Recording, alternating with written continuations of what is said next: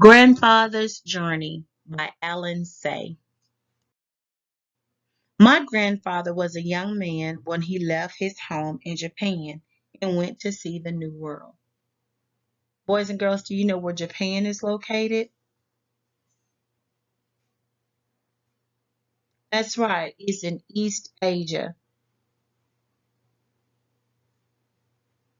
When you get an opportunity, look at a globe or a map and look at that continent and then find East Asia and then you'll look for Japan. On the next page, we're reading about the type of clothes that Alan Say's grandfather wore.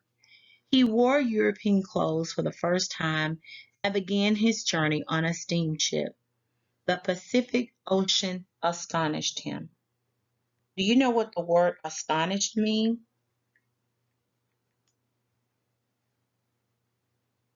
That's right. Greatly surprised or impressed, amazed. Like, wow, this is amazing. So, astonished is another word for amazed. For 3 weeks, he did not see land. When land finally appeared, it was the New World. He explored North America by train and riverboat and often walked for days on end. Deserts with rocks like enormous sculptures amazed him. What is the synonym for amazed? That's right, astonished.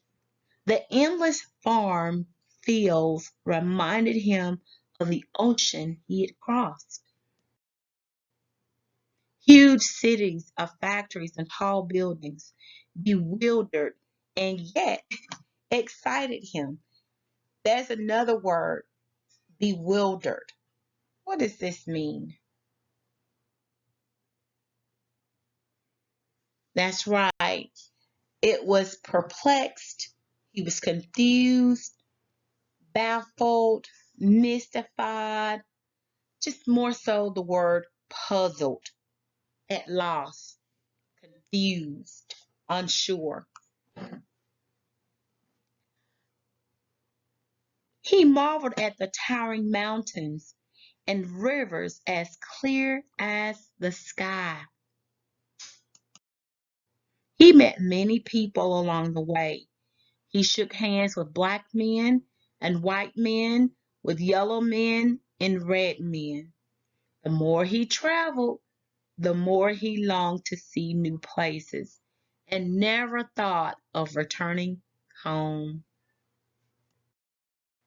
Of all the places he visited, he liked California best. He loved the strong sunlight there, the Sierra Mountains, the lonely seacoast. Do you know anyone that lives in California? Or have you ever visited California? My daughter enjoyed her stay for the time that she lived in California. She really enjoyed it. She lived there for 2 years and she always talked about how beautiful it was. After a time, he returned to his village in Japan to marry his childhood sweetheart. Then he brought his bride to the new country. They made their home by the San Francisco Bay and had a baby girl. As his daughter grew, my grandfather began to think about his own childhood. He thought about his old friends. He remembered the mountains and rivers of his home. He surrounded himself with songbirds, but he could not forget. Boys and girls, let's look at the picture with Alan Say's grandfather as he's gazing out of the window. According to the text, what is he missing? That's right, he's missing his hometown. He's missing Japan. Finally, when his daughter was nearly grown, he could wait no more. He took his family and returned to his homeland. Once again, he saw the mountains and rivers of his childhood. They were just as he had remembered them. Once again, he exchanged stories and laughed with his old friends. But the village was not a place for a daughter from San Francisco. So my grandfather bought a house in a large city nearby. There, the young woman fell in love, married, and sometime later, I was born. All right, so on the right of the screen, you see a man and a woman standing together.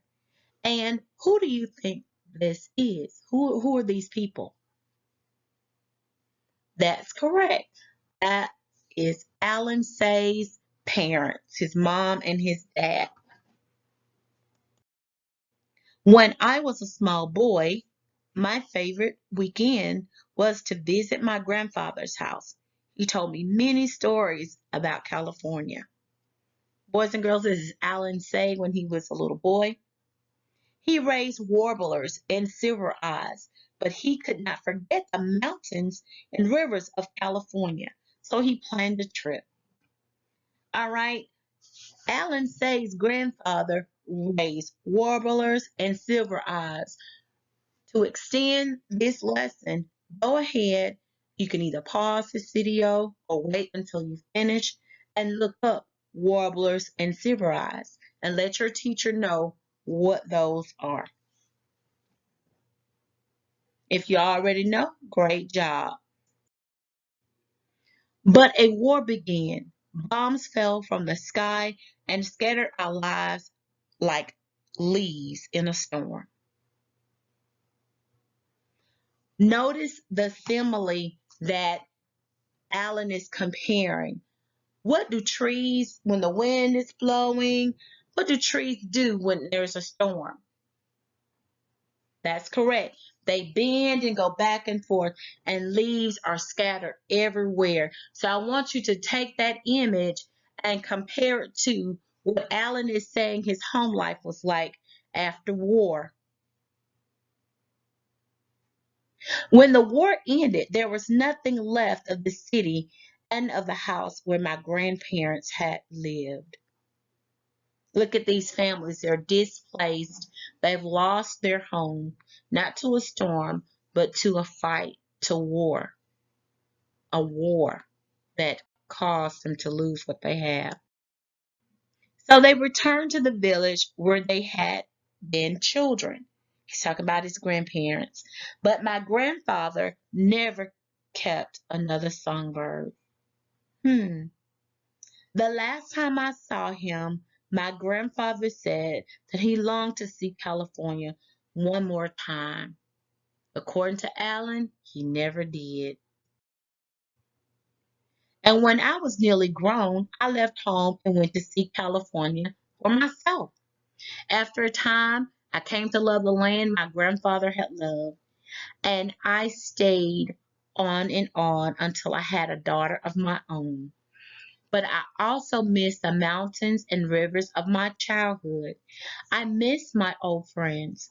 So I return now and then. Then I cannot still the longing in my heart. What's going on here?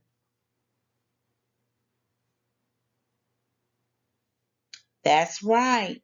He's missing, even though he's in California, he's missing his friends in Japan. And the word longing means a yearning desire. The funny thing is, the moment I arrive in one country, I am homesick for the other. What can we learn from that? Right. Be where your feet are. Be thankful for what you have. Enjoy where you are. Enjoy the times with the people you have when you have it. Awesome. I think I know my grandfather now. I miss him very much. Family, enjoy your families. Hug the people that you love. Let them know that and enjoy these precious moments. Have a great night.